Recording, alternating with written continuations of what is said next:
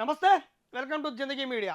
ఇక రైతు బంధుకు రామ్ రామ్ అంటున్న రేవంత్ రెడ్డి అంట. రైతు బంధుకు రేవంత్ రెడ్డి స్వస్తి పలుకుతున్నాడా? రేవంత్ రెడ్డి కీలక నిర్ణయం తీసుకుంటుండంట. మరి ఆ రైతు బంధుని ఇచ్చినా గానీ ఇటు ఎప్పుడైతే రైతు బంధు ఇటు పేరు మార్చి రైతు బీమా రైతు భరోసాగా ప్రజలకు ఇస్తున్నప్పటికీ రైతులకు అందిస్తున్నప్పుడు కూడా రైతులు కేసీఆర్ పేరుని తలుస్తుండని రేవంత్ కొద్దిగా అభద్రతా భావంతో ఉండంట సీఎం రేవంత్. మరి ఆ నేపథ్యంలోనే ఇక మెల్లిమెల్లిగా కోతలు విధిస్తూ కట్ చేద్దామని ఆలోచిస్తున్నాడు. మరి నిజంగానే జరుగుతుందా లేదా దానికి సంబంధించి కూడా ఇక్కడ మనం చూడొచ్చు. రైతు భరోసా బంద్, పెట్టుబడి సాయం రద్దుకు కాంగ్రెస్ సర్కార్ కుట్ర. 18,000 కోట్ల భారం తగ్గించుకునేందుకు ఎత్తులు. కేసీఆర్ ఆనవాళ్ల భావంతోనే అన్నదాతకు అన్యాయం అట. అప్పు సప్పు తెచ్చి ఖాతాలో వేసిన రైతులు కేసీఆర్ పేరునే తలుస్తున్నారని భావిస్తున్న కాంగ్రెస్ ప్రభుత్వం పెద్దలు. దాని స్థానంలో పంట బోనస్ తెరపైకి తెచ్చే యోచన. కలెక్టర్ సదస్సులో అదే విషయాన్ని ప్రస్తావించిన సీఎం. అధికారులకు వచ్చినప్పటి నుంచే రైతు బంధుకు ప్లాను. ఇక కోతలు ఎగవేతలతో పథకాన్ని మర్చిపోయేలా స్కెచ్. ఆ తర్వాత ఉన్న పలంగా రైతు భరోసాకు రద్దుకు పన్నాగం అంట. ఇక కేసీఆర్ గతంలో ఉన్నప్పుడు కేసీఆర్ ముఖ్యమంత్రి ఉన్నప్పుడు రైతు బంధు అనే పేరిట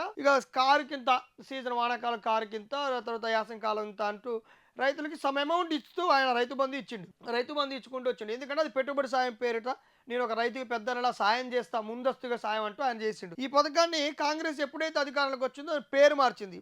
రైతు బంధు కాస్త రైతు భరోసాగా చేసింది. అంటే రైతుకు మేము భరోసాని ఇస్తూ ఆ పథకాన్ని ఇంప్లిమెంట్ చేస్తూ తర్వాత కేసీఆర్ గతంలో ఏదైతే ఇచ్చిండో ఆ పథకం ఆ అమౌంట్ కంటే మేము ఎక్కువ ఇస్తామంటూ కూడా రేవంత్ రెడ్డి హామీ ఇవ్వడం జరిగింది. హామీ ఇచ్చినట్టు ప్రకారమే వచ్చిన తొలి ఏడాదిలో ఒకసారి ఒక సీజన్లో మాత్రం రైతు భరోసా వేసి తర్వాత మర్చిపోయాడు. రైతు బంధు భరోసా అని ఎలక్షన్లు పేరిట ఎలక్షన్లు రావడం, వరుస ఎలక్షన్లు అదంటూ ఇదంటూ ఇట్లా 2 సంవత్సరాల కాలం గడిచిపోయింది.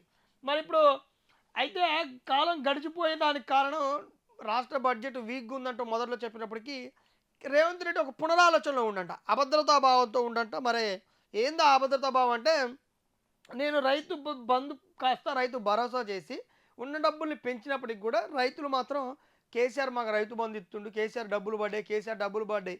అసలు రైతు బంధు అని కూడా అనట్లేదంట రైతులు. కేసీఆర్ డబ్బులు అంటున్నారట, కేసీఆర్ డబ్బులు పడ్డారో మా అకౌంట్లో అంటున్నారట.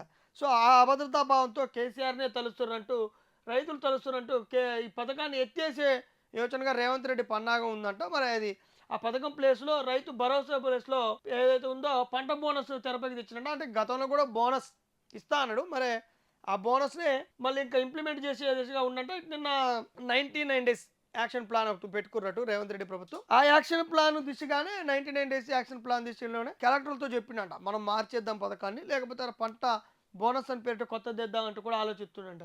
ఇక కోతలు ఎగవేలతో పథకాన్ని మర్చిపోయేలా స్కెచ్ చేస్తుండ. ఆ తర్వాత ఉన్న పొలంగా రైతు భరోసాని బంద్ చేస్తున్నాడ.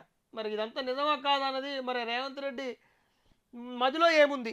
నిజంగానే రైతు గ్రౌండ్ రియాలిటీలో రైతు కేసీఆర్ డబ్బులు అని అంటుండా, రైతు భరోసా అంటుండా అనేది తెలియాలి. మరి దాన్ని ఏ విధంగా ప్రభుత్వం ముందుకు పోతుందో చూడాలి. దానికి తగ్గట్టు నేను పెండింగ్ పెట్టిన రైతు భరోసాను కాంగ్రెస్ ప్రభుత్వం వెంటనే విడుదల చేయాలంటూ కూడా సిద్దిపేటలో శనివారం నూనూరు మండలంలో తహసీల్దార్ కాలనీతో బీఆర్ఎస్ ఆధ్వర్యంలో ధర్నాలు కూడా చేస్తారంట. మరి రైతు బంధు వేయాలని నిజంగానే రైతుకైతే ఏ మాటకు ఆ మాట ఆ ఎన్ని ఎకరాలకు ఇచ్చిండు కేసీఆర్ అనే విషయం పక్కన పెడితే రైతుకు భరోసా ఇప్పుడు కాంగ్రెస్ ప్రభుత్వం భరోసానే, అప్పుడు బంధు రేవంత్ రెడ్డి బంధు కేసీఆర్ బంధు రేవంత్ రెడ్డి భరోసా రైతుకైతే మేలు చేసింది. మరి ప్రభుత్వం ఆర్థిక పరిస్థితుల దృష్ట్యా ఆ పథకాన్ని అమలు చేయలేకపోతుందా, లేకపోతే నిజంగా వాళ్ళు పథకం పేరు కేసీఆర్ పేరు తలుస్తున్నారు కాబట్టి కేసీఆర్ పేరు ఎందుకు తలవాలి అని రేవంత్ రెడ్డి ఆలోచిస్తున్నారని కూడా చూడాలి. మొత్తానికి ప్రభుత్వం ఏ నిర్ణయం తీసుకుంటుంది, బంధు నిజంగానే బంధు పెడుతుందా రైతు బంధుని అనేది చూడాలి.